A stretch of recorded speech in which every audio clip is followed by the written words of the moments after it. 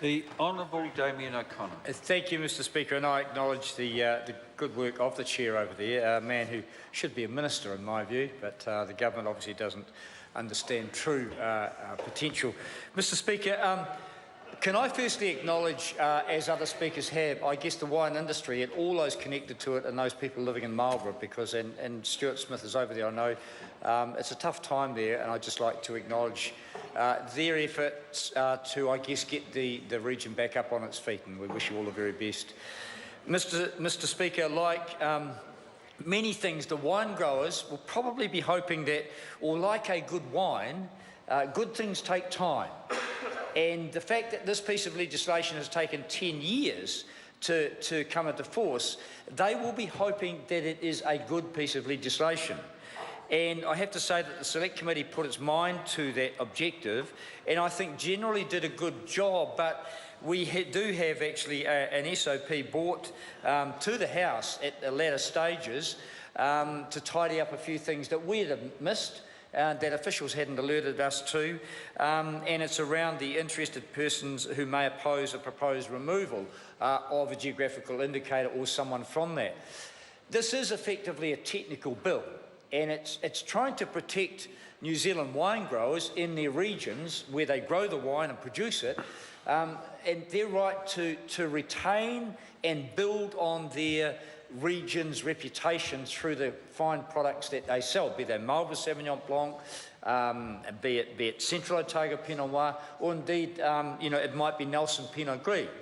We're getting an evolution and development in the wine industry is something I think we should be very proud of, and this bill will hopefully help them to move along that path.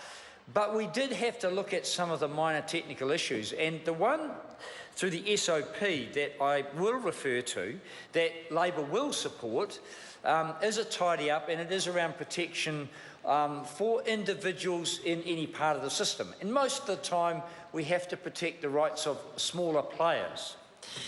And I refer to a very innovative wine company in Central Otago that ended up putting resveratrol back in their wine, and adding and marketing it as a positive aspect of the wine. Resveratrol is a byproduct of the ultrafiltration process in the wine industry, just as permeate is a byproduct of the ultrafiltration process for milk.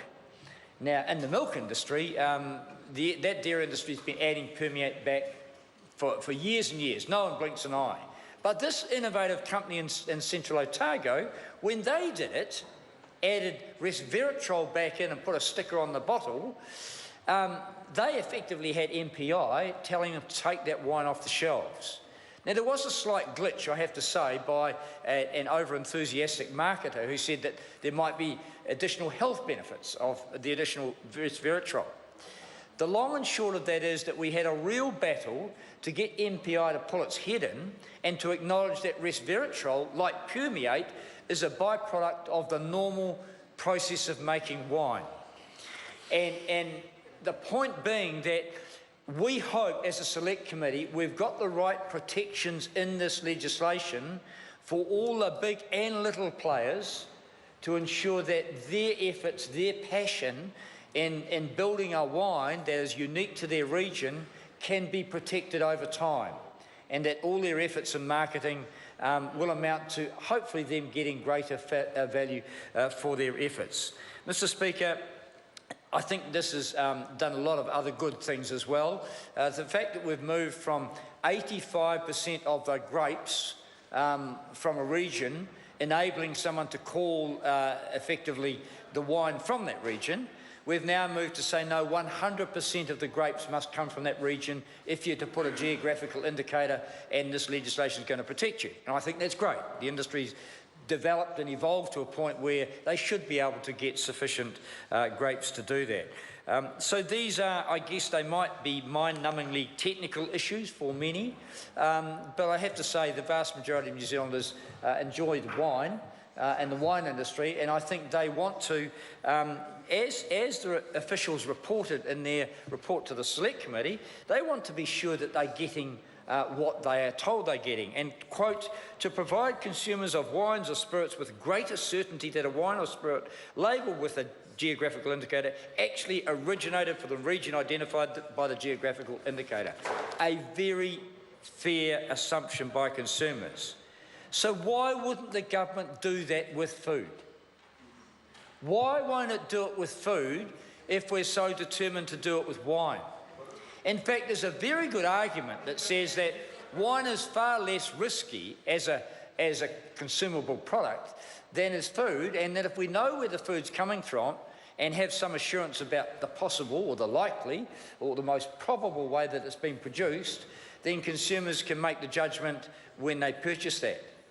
But this government continues to block country of origin labelling that Australia and New Zealand should have, but we have an exemption to. That is somewhat strange. I know the members over there cannot get the connection between geographical indicators that are designed to assure consumers about the wine they've got, but they don't want to assure consumers about the food they've got. Mr. Speaker, the government is consistently inconsistent. I'll tell them. I'll certainly say that to them. And I think that it would be great to see them bring back to this House. In fact, I think they only need a change in regulation to actually implement compulsory country of origin labelling in New Zealand. Labor will do that when we get into government next year. So you can either take some credit for it and do it now, or you can wait and we'll do it next year, the end of next year. Mr. Speaker, as my colleague David Shearer said, the new movement on this legislation that's sat around like a bottle of old wine for 10 years, Mr. Speaker, has been because of possible EU trade agreement. And I think every one of us, well, we were all enthusiastic until Brexit, we're looking forward to an EU trade agreement that would have broken down the barriers that are currently into the EU for a lot of our products. I'm not sure where that's going to go, but one of the things that Europe does do is enforce and promote and highlight and enhance geographical indicators for their food. And we don't. We don't even have country of origin labelling. We don't even say it comes from New Zealand, let alone saying that some of the food we consume may come from the Manawatu. There might be some, I understand there's some very good lamb from the Manawatu. In fact, I know the chairman of the Select Committee has bought it on a regular basis to the Select Committees, and I think it should be marketed as Manawatu lamb. And Canterbury lamb, which we've had for many years, and we'll have beef from Rangitikei beef or whatever. But until we develop stories that connect to the wonderful geographical regions in this country that can produce such good food, I think we're missing a huge potential value for the producers, for the country. And so that geographical indicators, as they are implemented in Europe, must be implemented in here in New Zealand, and we must respect one another's geographical indicators before we have a trade agreement with the EU. And the government knows that. They know that until we take the next step around food, there's no deal on from the EU, because they have a culture and a history that acknowledges the value of the cheeses and the food and the meats that come from different parts of Europe. And we should never try to undermine that. We should be trying to enhance it. We should be trying to develop it here in New Zealand, rather than just send frozen lamb to the EU and expect them to pay a whole lot more for it.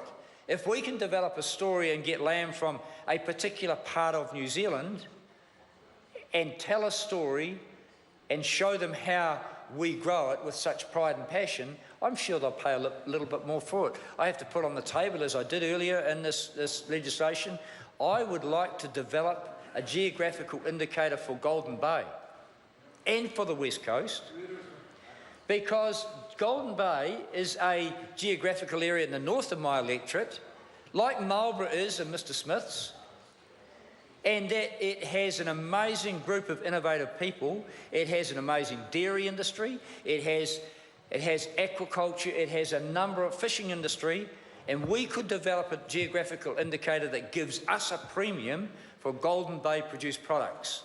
And that's where we must go. Like Marlborough did so successfully with their wine, their Sauvignon Blanc, I congratulate them what they did. What we have to do is learn from that success and apply geographical indicators across the country for all our primary produce. Thank you, Mr. Speaker.